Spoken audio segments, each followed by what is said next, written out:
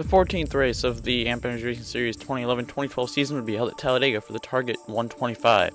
AAA pole award goes to David Lee Bibson in the number 57, and he would lead the field down to the green here at Talladega with Eric Weber to his outside, Ted Hendricks starting third, Herb Cilantro fourth, and Landon Rohde fifth, as we see Weber getting shuffled out to the outside very quickly. Herb Cilantro takes the lead on lap number 1. However, Landon Rohde, who finished a second place last season at this race by just a hair, would tuck in behind him.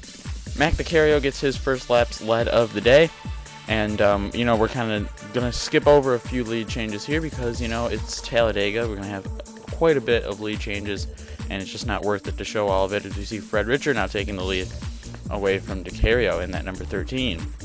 Caution 1 flew early on lap number 6. Four-wide racing does not lead to good things, as the 10 of Bill Sabo gets turned by Christopher Kennedy into the outside wall, and it's just a line of cars up on the outside. Groove and Kimo Tolofa is going to get the worst of it besides Sabo, and however, they would all keep going.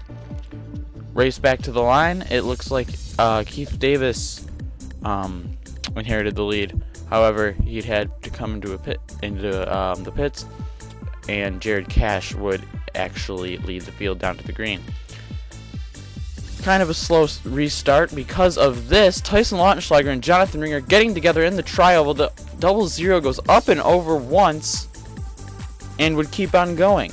So, bit of a weird situation there, as we'd have two separate packs of racing, as we see Justin Mazzani pacing the top pack. He would lead 15 laps on the day. Caution 2, lap 15. Big wreck in the tri-ovals. We see Jacob Williams in there, Greg Sauer, Chad Lipinski, and Lorenzo Rossini is going to get the worst of this one. As the 39 smacks into him, he goes flipping down the tri-oval, and Nick Cazzoro just, I guess he couldn't see from the smoke, but that was a nasty hit. Almost full throttle. Don't know what he was thinking there. The 72 gets involved as well. And the 9-car accident would bring out our second caution of the day, as we see what a big hit that was. I sure hope the 48 of Lorenzo Rossini, he is alright, because we have no word on the medical condition of him just yet. On the restart, it'd be Cazzoro's teammate Justin Mazzani continuing to lead, Alan Reed second, and Brad Simmons in third. As we see Mike Johnson trying to make a move on the outside groove. Lap 28. Our pole sitter, David Lee Bibson, lost the draft earlier, and we're going to catch up to him and put him a lap down. Wendy Fisher would take the lead shortly after that, and then Alan Reeds in the 19 would take it away from her. However, Reeds would be involved in our next caution on lap 31. The 34 of Cody Lochner and Fred Richard, teammates getting together on the back straightaway. And this is going to cause a bit of a stir-up in the Renaissance Racing camp, as the 34 goes around into the outside wall, taking Alan Reeds and Michael Carter with them. Herb Cilantro getting a piece of that one as well. The 34 would continue on, as we see Donnie Edwards Jr. Taking the lead, coming to the yellow. On the restart, it would be Joey Johnson leading after we'd have our second cycle of pit stops. And looks like the 52 of Jason Miller is going to look underneath. However, it looks like the 38 is going to make a block on him. Alex Jates leads a train of cars on the inside line past the 38, as Will Legge now tries to look to the bottom of him, and we have a little bit of a hectic situation at the front as we go 3 wide down the back straightaway. Brad Simmons on the inside line. We know how good he is at super speedways. Pretty sure he'll be up front at the end.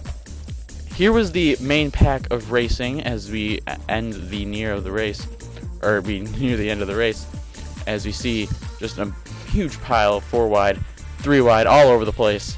And very exciting racing for the fans to see Ted Hendricks sneaking his way to the lead.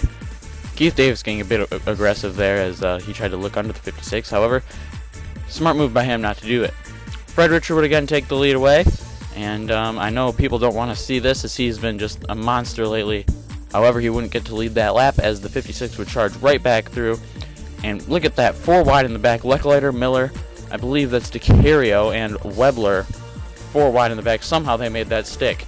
Jason Miller takes the lead away from Mike Johnson late in the going, as Inside groove, of course, overpowering once again.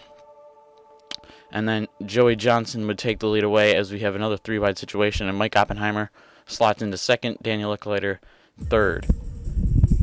Alex Jates looking under Oppenheimer for second, and he's got a pretty fast car as we head to the white flag. 1 lap remaining, and down into turn number 3, Alex Jates is going to take the lead away. However, Mike Oppenheimer in the 99, also on the inside groove. He's going to get around Eric Webler in the 05. Side by side off turn number 4. The 99 looks to the inside in the tri-oval. And here we go, coming to the line.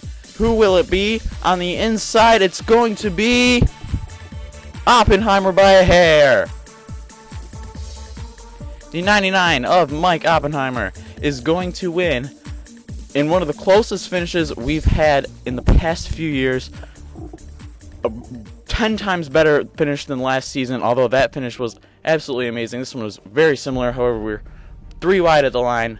Pretty amazing stuff. Oppenheimer with his first win in the AERS. Well-deserved victory.